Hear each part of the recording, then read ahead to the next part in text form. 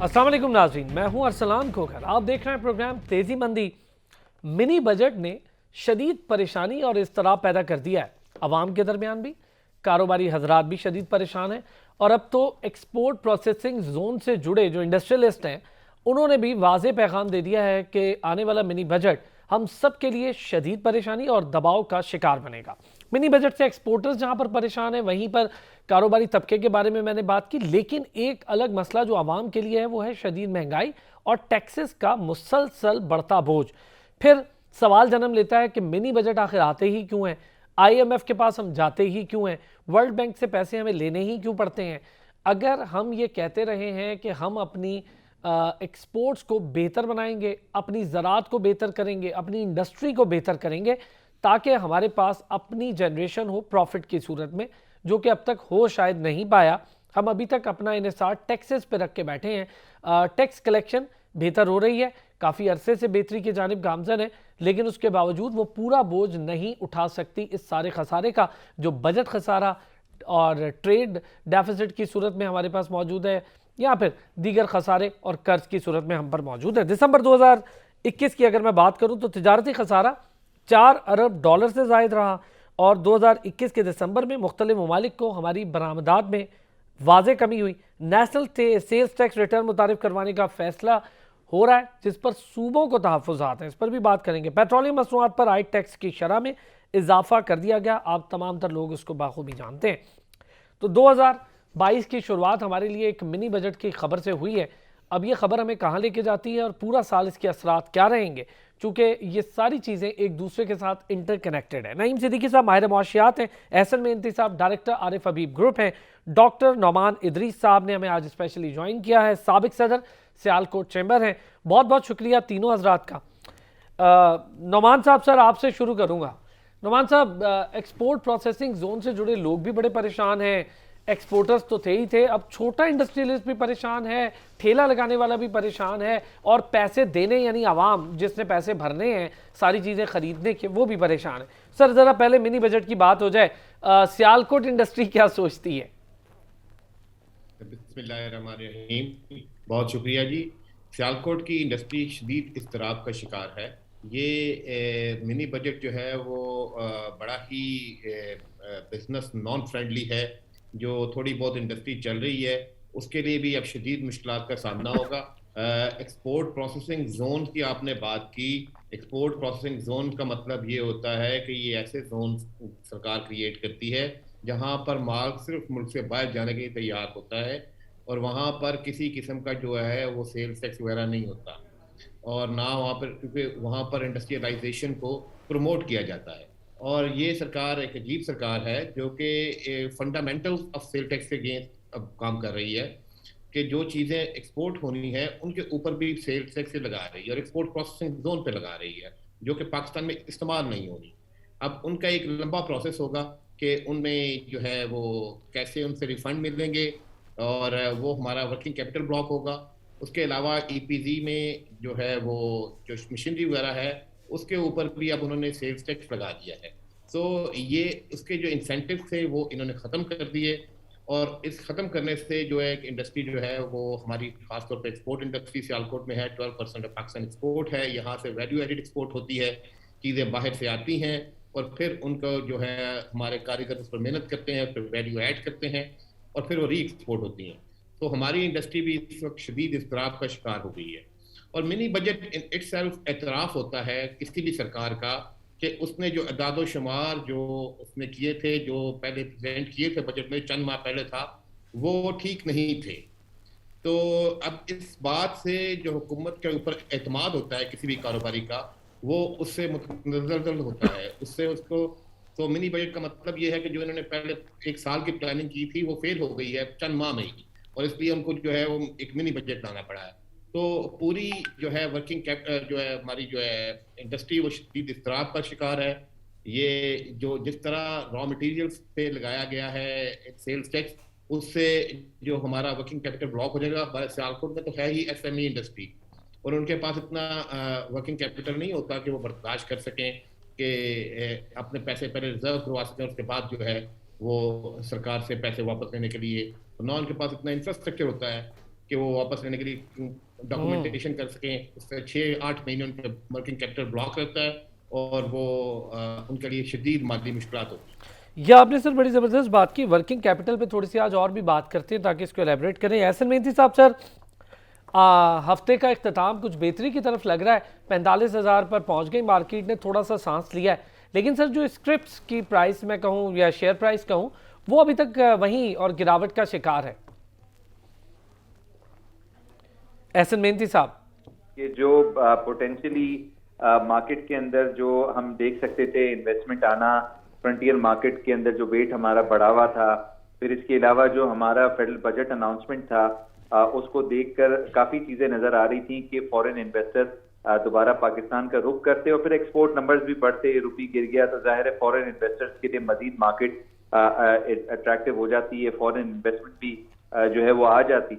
लेकिन उसके बरक्स हमने देखा कि मार्केट के अंदर प्रेशर जो है सिग्निफिकेंटली देखा गया और उसकी वजह ये थी कि बतदरीज जो है वो हमने देखा रुपी अगेंस्ट डॉलर जो है वो गिरता चला गया और फिर उसके बाद एसबीटी की पॉलिसीज भी ऐसी आई जो एक्सपोर्ट प्रोसीड्स को जो है 120 डेज के अंदर दोबारा पाकिस्तान मार्केट का जो फॉरेन एक्सचेंज मार्केट है उसके रुख करवाने की कोशिश की, जिसमें रुपी स्टेबिलिटी हमें नजर आई। लेकिन उसके बाद फिर हमने देखा है कि रुपी की इंस्टेबिलिटी जो है एटलीस्ट कल हमें फिर दोबारा से नजर आई। तो आई थिंक कि इन्वेस्टर इस वक्त जो है वो कंफ्यूज्ड है क्योंकि रुपी अनसर्टेनिटी है, इकोनॉमिक अनसर्टेनिटी कुछ इस तरह से कि फेडरल बजट के बाद एक मिनी बजट आ गया जो 340 बिलियन रुपया जो है मजीद जो है इस इंडस्ट्रियल सेक्टर से मांग रहा था और जाहिर है ये कहा गया है कि आम आदमी पे उसका इम्पैक्ट नहीं पड़ेगा, तो सर्टनली किसी पे तो पड़ेगा और मेनली अगर वो इंडस्ट्रीज पे उसका इम्पैक्ट पड़ा है और हमने देखा कि सब्सिडीज कम हो गई हैं, खत्म हो गई हैं और डेवलपमेंट बजट जो है उसके अंदर 20% तक जो है उसमें कमी जो है उसके आने की तवक्कुआत हैं। 12 जनवरी को जो है वो IMF का रिव्यू के रिजल्ट हमें सामने नजर आएंगे जब एग्जीक्यूटिव बोर्ड पे पाकिस्तान का जो इशू है, जो नई ट्रांच के जो $1 बिलियन इशू करना है उस पर एक डिसीजन लिया जाएगा। तो इस वक्त एक अनसर्टेनिटी सी है कि फेडरल बजट जो है जो मिनी बजट का रुख किया है और फिर उसके बाद हमने देखा है कि टैक्स टारगेट 6.1 ट्रिलियन के जो है वो रिवाइज में हैं, अपवर्ड रिवाइज में हैं। तो ये सारी चीजों का जो है इम्पैक्ट इंडस्ट्रियल एक्टिविटी पे किस तरीके से जो है वो पड़ता है। फिर ऑयल प्राइसेस हमने देखा है कि ये तकरीबन 8 से 10% जो है पिछले एक हफ्ते के अंदर जो है उसमें इजाफा आ गया, जिसमें पाकिस्तान के करंट अकाउंट डेफिसिट बढ़ने की तवक्कुआत काफी बढ़ चुकी हैं। ट्रेड डेफिसिट हमने देखा है कि $6 बिलियन से ज्यादा बढ़ गया और जाहिर है ये एक रिकॉर्ड ट्रेड डेफिसिट पाकिस्तान जिसकी तरफ जा रहा है और आई थिंक कि ये ट्रेड डेफिसिट जो है सर्टनली हमें आगे जाकर काफी ज्यादा इसको प्रेशर हमारे रुपी के अंदर आएगा जब हमें रीपेमेंट ऑफ लोन भी करनी है, साथ में ट्रेड डेफिसिट को भी फंड करना है रेमिटेंसेस से या फिर लोन से। अब आई थिंक कि इस वक्त एक अनसर्टेनिटी है जिसकी वजह से मार्केट के अंदर पूरा जो उसका पोटेंशियल है 50,000 से ज्यादा इंडेक्स था 2 साल पहले, तो वो जब हमने देखा कि पोस्ट प्री कोविड जो है उसके अंदर गिराव आया और फिर उसके बाद दोबारा से चढ़ाव नजर आ रहे हैं, तो एक अनसर्टेनिटी सी भी इस वक्त मौजूद है कि इकोनॉमिक लेवल पर कौन सी ऐसी गवर्नमेंट की जो तरजीहात होंगी वो जो है कैपिटल मार्केट को जो है वो उसके अंदर इन्वेस्टमेंट फॉर इन्वेस्टर से दोबारा जो है ला सके। तो आई थिंक कि इस वक्त एक हम एंडेमिक में है, एक पेंडेमिक में है जिसका जो है वो इम्पैक्ट अब इस वक्त हम देख रहे हैं। फॉरेन ट्रेवल जो है वो दोबारा से कम हो गया है, फॉरेन इन्वेस्टर्स आइडियली पाकिस्तान का रुख नहीं करेंगे और FDIs मोस्ट प्रॉब्ली जो है वो सबड्यूड रहेंगी। तो आई थिंक कि ये एक रीजन है जिसकी वजह से रुपी पे भी प्रेशर देखा जा रहा है और फिर इसके साथ हम देख रहे हैं कि कैपिटल मार्केट के अंदर भी फॉरेन इन्वेस्टमेंट जो है इस वक्त डायरेक्ट नहीं हो रही। नईम साहब। सर मैं डॉक्टर नुमान अजीज साहब की बात को आगे बढ़ाऊंगा जो उन्होंने कहा है कि जो कैपिटल है वर्किंग कैपिटल, ये बेसिकली वर्किंग कैपिटल जो है वो सबसे बड़ा रॉ मटेरियल है किसी भी बिजनेस को चलाने के लिए। बिल्कुल सही बात अगर है। आपके पास वर्किंग कैपिटल नहीं है तो आप अपने बिजनेस को उससे चला नहीं सकते, कोई प्रोडक्ट ही नहीं बना सकते ना कैपिटल सर। आता कहाँ से है? वर्किंग कैपिटल आने का एक तो तरीका का ये है कि आपके पास अपने पास पैसे हों, दूसरा तरीका ये है कि बैंक आपको फंडिंग करें, तो तीसरा तरीका ये है कि आपको बाहर से एडवांस पेमेंट आए। अब पाकिस्तान में इशू ये है कि अब इस वक्त इतनी मुश्किल सूरत हाल गवर्नमेंट कर दी है जब से स्टेट बैंक की ऑटोनॉमी हुई है और स्टेट बैंक ने जब अपना सिर्फ गवर्नमेंट को पैसा देना बंद किया है, तो गवर्नमेंट ने अब पैसा कमर्शियल बैंकों को देना शुरू किया। अब कमर्शियल बैंकों के पास तो बड़ा इजी है ना, बैठे बैठे उनको अरबों रुपए वो गवर्नमेंट को दे देती है, चाहे वो काइबर प्लस 1% हो, चाहे काइबर प्लस 1.5% हो, तो उनको तो फायदा ही फायदा है। तो जो प्राइवेट बिजनेस में जब बैंकों के पास जाता है, तो अब मैं पिछले 20 साल पहले जो हमें बैंकों से रनिंग फाइनेंसेस मिलते थे वो अनलिमिटेड होते थे, मतलब बैंक खुद आके कहते थे कि जी आप लोग काम करो। अब सिचुएशन ये है कि अब बैंक को वो कहते हैं कि थर्ड पार्टी कोलेटरल हम नहीं लेंगे आपसे, हम आपको उसमें बहुत थर्ड पार्टी कराएंगे। अब बहुत इतनी शिकी हो गई हैं कि आप अच्छा, अब जब ये बात हो रही है कि IMF एंड पाकिस्तान इंडस्ट्री या पाकिस्तान, ये दो हिस्सों में उसको डिवाइड कर लें।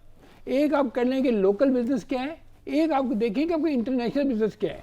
अब जब IMF के पास जाते हैं तो वो जब कहता है कि जी आपका ट्रेड डेफिसिट बहुत ज़्यादा हो गया, आपका फिजिकल डेफिसिट बहुत ज़्यादा हो गया, अच्छा जी क्या करें, वो कहते हैं जी अच्छा मार्कअप बढ़ाना शुरू कर दें। जब मार्कअप बढ़ाना शुरू करते हैं तो इंडस्ट्री बैठना शुरू हो जाती है, बढ़ा तो रहे सर, बढ़ा तो रहे, बढ़ा दिया दोबारा। आपका ईज ऑफ डूइंग बिजनेस जो है वो डिफिकल्ट होना शुरू हो जाता है, आपका वर्किंग कैपिटल कम होना शुरू हो जाता है। अच्छा, उससे ये होता है कि बेसिक जो पंच लाइन है IMF के साथ जब आप डील करते हैं और इस किस्म के जब मेजर लेते हैं, तो उसकी पंच ले है slow down of the economic growth of any country. ये बुनियादी बात है, ये बुनियादी बात है। अब सिचुएशन ये है कि आप पाकिस्तान के अंदर अभी गवर्नमेंट ने 8 बिलियन के नोट प्रिंट किए, आप 1000 बिलियन के नोट प्रिंट कर लें, उससे क्या होगा, आपका इन्फ्लेशन ही बढ़ेगा। इन्फ्लेशन इस वक्त आपका हाइपोथेटिकली 15% से ऊपर जा चुका है। अच्छा सर, महंगाई मैं इस पे करता हूँ बात आपसे। एक मिनट मुझे थोड़ा सा दे दें। आपका CPI है इस वक्त 12.3% था, वो तो जो ऑयल की प्राइस थोड़ी सी आपने कम की तो वरना 13% होता। और आने वाले वक्तों में आपके पास कोई कमिटमेंट नहीं है कि आप डॉलर की वैल्यू को। सर डॉलर पे करता हूँ मैं बात, एक ब्रेक की तरफ जाना है मुझे। नईम साहब वापस आता हूँ ना, तो इन चीज़ों पर भी बात करते हैं। तीनों हज़रात मेरे साथ मौजूद हैं, डॉलर पर भी बात करके देखते हैं कि डॉलर की कदर जिस तेज़ी से बढ़ी, उतनी ही तेज़ी से हमारी इकोनॉमी की ग्रोथ नीचे की तरफ जाना शुरू हो गई। क्या ये सारे फैसले दुरुस्त थे कि डॉलर को फ्री फ्लोट पॉलिसी के तहत छोड़ दिया जाए? वापस आते हैं ब्रेक से, तो इस पर बात करते हैं।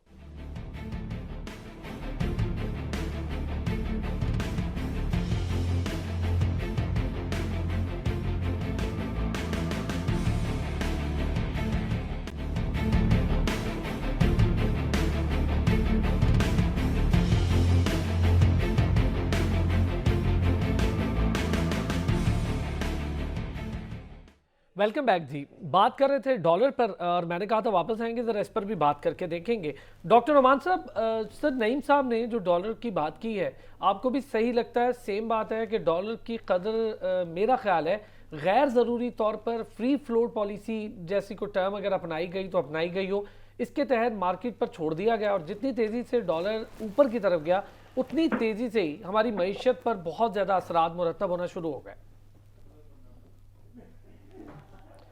डॉक्टर साहब,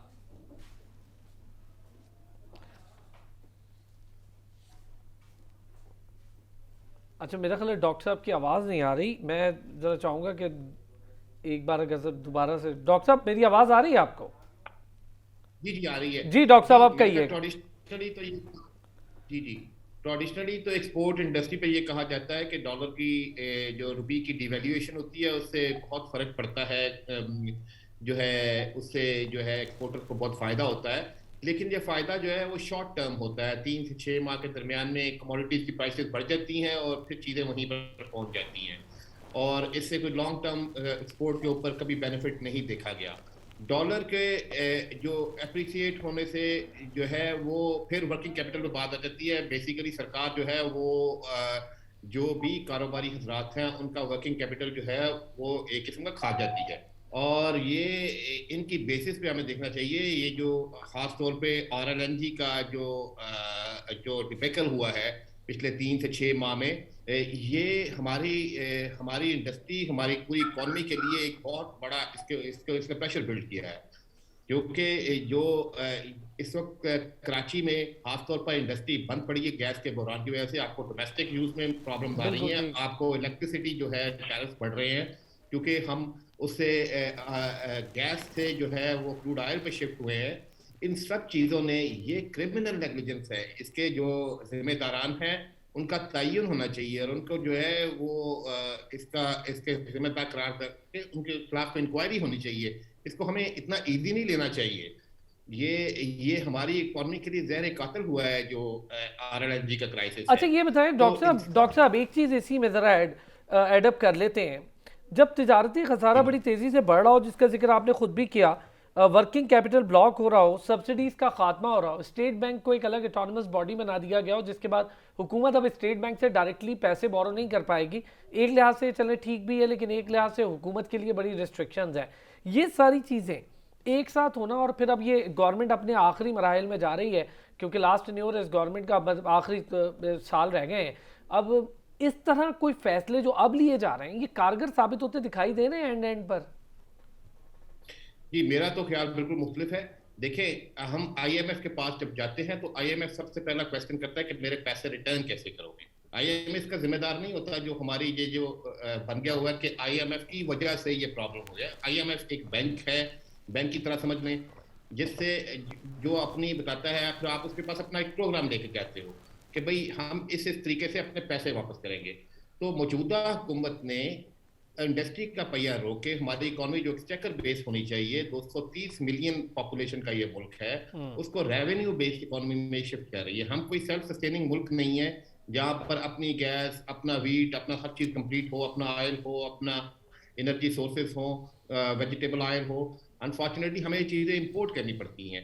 जब हमें इंपोर्ट करनी पड़ती हैं तो हमें उसको ट्रेड बैलेंस करने के लिए हमारी एक्सपोर्ट भी जो है या फॉरेन रेमिटेंसेस भी वो उसको मैच करनी चाहिए।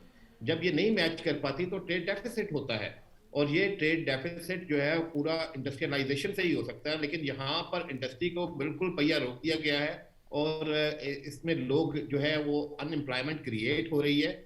और ये सारी चीज़ें मिल मिलाकर हमारी हम किधर जा रहे हैं। मैं तो अभी डॉलर को और बढ़ता देख रहा हूँ, क्योंकि जो ये डेफिसिट बढ़ेगा तो ये सरकार जो है सिर्फ पैसे छापने के ऊपर तवज्जो दे रही है। और जो है ये हमारी इकोनॉमी के लिए आने वाले दिनों में और ज़्यादा मुश्किलात जो है वो क्रिएट कर देगा। एहसन मेहनती साहब, सर दो चीज़ें आपसे, एक तो स्टेट बैंक वाले मामले पर थोड़ी सी बात करूंगा कि स्टेट बैंक को ऑटोनमस बॉडी बनाने से हमें कितना फ़ायदा होगा या फिर गवर्नमेंट के लिए कुछ मुश्किलात खड़ी हो जाएंगी। दूसरा सर, रेवेन्यू बेस्ड इकोनॉमी दुनिया भर अपने आप को अब शिफ्ट कर रही है, टैक्सेस से निकल के रेवेन्यू कमाने। हम अभी तक अपने टैक्सेस को ही रेवेन्यू समझ के चला रहे हैं। हम एक्सपोर्ट्स की सूरत हाल वही 25 से ऊपर नहीं, हमारी बढ़ती 25 तक चले जाते हैं।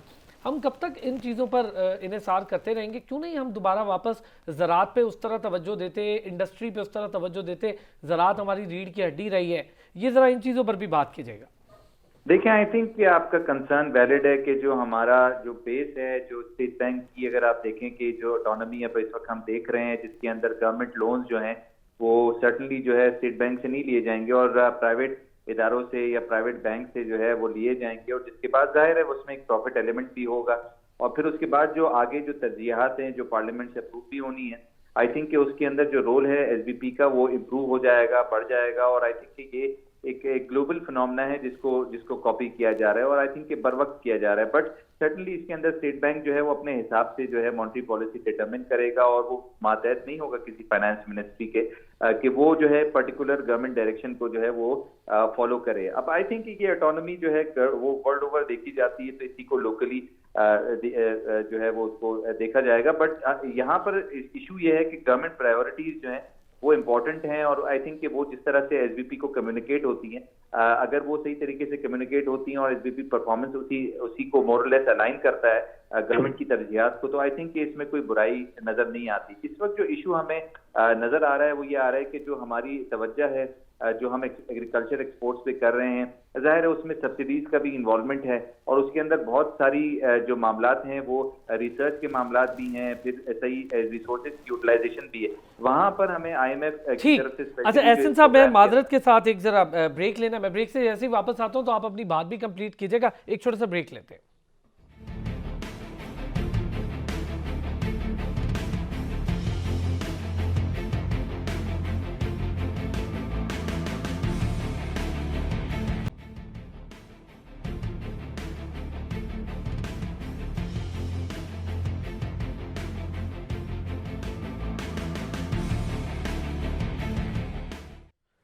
वेलकम बैक जी। और ब्रेक पर जाने से पहले एहसन मेहंदी साहब कुछ फरमा रहे थे, मैं चाहूँगा अपनी बात भी कंप्लीट करें। और अभी वज़ीर ख़जाना साहब ने जो कुछ कहा है उस पर भी थोड़ी सी बात करूँगा। वो तो कह रहे हैं कि टैक्सेस बहुत कम जीडीपी की सूरत में हमें मिल रहे हैं, और जो लोग दे रहे हैं उनको इसके क्या इंसेंटिव्स हैं, ये भी एक बड़ा सवाल है। और फिर मजीद बोझ बढ़ेगा टैक्सेस का। इनडायरेक्ट टैक्स को टैक्स क्या नहीं माना जाता, क्योंकि आवाम बेचारी इनडायरेक्ट टैक्स भर भर के बिजली के बिल हो, गैस के बिल हो, पेन खरीदना हो, हर चीज़ में टैक्स भर रही है। उसके लिए क्या मसाइल में बेहतरी होगी? एहसन साहब, आप अपनी बात कंप्लीट कीजिएगा। देखिए, मैं बता रहा था कि ये जो हमारी सोर्स है एग्रीकल्चर इनकम, आई थिंक कि ये इसको जो है उजागर करना है। बट पूरी दुनिया के अंदर, यूरोपियन यूनियन के अंदर, इस एरिया के अंदर सब्सिडीज दी जाती हैं ताकि जो एक्सपोर्ट नंबर्स हैं उनको भी बढ़ाया जा सके। और जाहिर एक्सपोर्ट जब बढ़ती है तो फॉरेन एक्सचेंज रिजर्व आते हैं, एक्सपोर्ट्स बढ़ती हैं तो सर्टनली जो आपने कहा $25 बिलियन की एक्सपोर्ट है, तो आई थिंक कि उसको बढ़ाने के लिए 35-40 बिलियन डॉलर पे ले जाने के लिए एग्रीकल्चर सब्सिडीज जो है वो बहुत इंपॉर्टेंट है। अब इस वक्त हम IMF प्रोग्राम के अंदर है जिसमें हमें $6 बिलियन जो है वो उस प्रोग्राम के अंदर है, जिसमें हमें सिर्फ $1 बिलियन मिलेगा। लेकिन उसके अंदर जो IMF की कंडीशंस हैं वो कंडीशंस हमें जो है वो सब्सिडीज को उसमें हमें खत्म करवा रही है। 340 बिलियन रुपया जो है वो अभी हमने खत्म कर दिया, पार्लियामेंट से अप्रूव करवाएंगे मिनी बजट के अंदर। फिर इसके अलावा 6.1 ट्रिलियन का टारगेट है टैक्स का। तो जाहिर है ये जो टैक्स टारगेट है ये भी सर्टनली जो है एग्रीकल्चर प्रोड्यूस की तरफ जो कि अभी रिटेल मार्केट के अंदर बिकेंगी वो उसके अंदर आ रहा है। तो एग्रीकल्चर की प्रमोशन के लिए इट वाज इंपॉर्टेंट कि IMF प्रोग्राम में हम नहीं होते, और गवर्नमेंट की तरजीहात इस पर होती कि इसकी प्रमोशन के लिए सब्सिडीज इस सेक्टर के अंदर दी जाती, एक्सपोर्ट नंबर्स बढ़ते। बट इस वक्त हम एक इकोनॉमिक क्राइसिस के अंदर हैं। बट ऐसी सिचुएशन को देखते हुए जो बेनिफिशियल चीज नजर आ रही है वो ये है कि कमोडिटी प्राइसेस के अंदर इजाफा हुआ है, लोकली किसान को पैसा ज्यादा मिलेगा क्योंकि जाहिर है हमारी प्रोडक्शन भी आने वाली कॉटन के अंदर, और फिर दूसरे जो प्रोडक्ट्स हैं राइस या फिर वीट हो गया, वहां पे हमारी प्रोडक्शन इट इज एक्सपेक्टेड कि वो इंप्रूव होगी। तो कंडीशन क्राइसिस की तरफ नहीं है। बट जाहिर है अगर हमें एक्सपोर्ट नंबर्स को इंक्रीज करना है तो सब्सिडीज को लेकर जो है वो आना पड़ेगा। फिर इसके अलावा जब हमने अभी फाइनेंस मिनिस्टर साहब की जब बात सुनी तो उसमें हमें ये पता लगा कि टैक्सेशन जो है उसका इजाफा जो है वो किया जा रहा है। और आई थिंक एक टैक्सेशन जहां पर इजाफा होता है वहां पर उसका इस्तेमाल बहुत ज्यादा हमें देखना है कि वो सही जगह पर उसका इस्तेमाल हो। इस वक्त हमें जो सर्कुलर डेट क्राइसिस है उसकी तरफ उसका इस्तेमाल हो रहा है, या डेवलपमेंट बजट जो है वो कम हो रहे हैं, या फिर इनडायरेक्ट टैक्सेस जिस तरह से आपने कहा वो बढ़ रहे हैं, तो जिसमें आम आदमी पे टैक्सेस जो है 72% तक जो है इनडायरेक्ट टैक्स जो है वो चला गया। तो आई थिंक कि नीड ऑफ द टाइम इस वक्त ये है कि हम डायरेक्ट टैक्सेशन की तरफ जाएं, दोबारा से आम आदमी को टैक्सेस से जो है वो बचाएं, ऐसी पॉलिसीज लेकर आए कि जहां पर हम देख रहे हैं कि इंटरनेशनल ऑयल प्राइसेस अब $80 बिलियन को जो है वो क्रॉस कर गया। आई थिंक कि उसका डायरेक्टली इंपैक्ट जो है, और आने वाले वक्तों में इट इज एक्सपेक्टेड कि $120 तक इंटरनेशनल ऑयल प्राइसेस चले जाएंगे, जिसके बाद लोकल ऑयल प्राइसेस जो है 100-200 रुपये को भी जो है वो बढ़ सकता है उससे। तो आई आपने थिंक बिल्कुल ठीक बात की है एहसन साहब, बड़ी इंपॉर्टेंट बात की है आपने, बहुत सारी चीज़ों पर आपने काफ़ी सही बात की है। नईम साहब, एक चीज़ फिर मैं ज़रा नवान साहब से भी यही चीज़ पूछूंगा। आप खुद बड़ी कारोबार अपना बंद करके बैठ गए, आपके अपने ऊपर बड़े सारे मामलात बने हैं, मुझे पता है कि वो आपको गैर ज़रूरी तौर पे जैसे नोटिस जाते हैं FBR के, तो वो भी गए। ये जो अभी इसी का जिक्र कर रहे थे कि लोगों ने अपने कारोबार बंद कर दिए हैं, तो भाई करेंगे ये, तो फिर आपसे शिकायत है लोगों को, इसका क्या हाल है सर? और दूसरा एक चीज़ इसमें ऐड कर दें, चूँकि वक्त की कमी, ये थोड़ी सी out of the box question है, लेकिन ये जो गाड़ियाँ हैं इसकी कीमतें बड़ी तेज़ी से बढ़ रही हैं, मजीद टैक्सेस भी लगने जा रहे हैं, गाड़ी की कीमतें बढ़ेंगी। दूसरी तरफ पैसे भर देते 4-4, 5-5 मंथ में गाड़ियाँ मिल नहीं रही, डिलीवरी नहीं हो रही। बिल्कुल, ये जो गाड़ियों वाली बात आपने की, देखें जिन लोगों को अक्टूबर में, सितंबर में, नवंबर में डिलीवरी मिलनी थी उन्होंने पेमेंटें भी पूरी कर दी हैं, लेकिन अब इस मिनी बजट की वजह से गाड़ियों वाले उनसे और पैसे मांग रहे हैं। अभी मैं प्रोग्राम में आ रहा था, मुझे किसी ने फ़ोन किया कि भाई ये हमारी कंप्लेंट है, तो आप इसका जिक्र ज़रूर करें कि वो अब कोई 2-2 लाख, 4-4 लाख, 5-5 लाख जो है ना वो ज़्यादा पैसे मांग रहे हैं कि अब जो है वो प्राइस बढ़ गई है, जबकि उन्होंने उसकी पूरी प्राइस ले ली है। अब ये रेगुलेटरी अथॉरिटीज़ जो हैं उनको इसको देखना चाहिए कि जो एक प्राइस फिक्स होगी और जिन्होंने 100% पेमेंट कर दी उनके ऊपर तो किसी किस्म की इजाफी प्राइस जो है ना उनसे ना लें।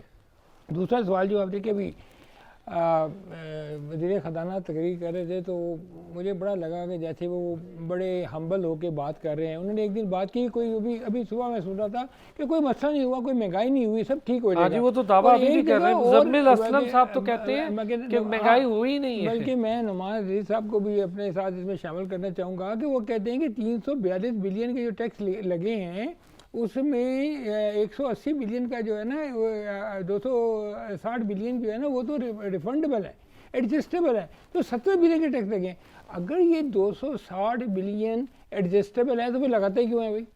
आपको लगाने की ज़रूरत ही नहीं है। यानी कि एक शख्स, एक इंपोर्टर ने अगर कोई चीज़ 100 रुपये में मंगाई और 117 रुपये में उसे 70 रुपये सेल टैक्स दिया और उसने आगे किसी को बेची और उसको 17% वापस ही हो जाना है, तो आप इसको लगाते क्यों हैं?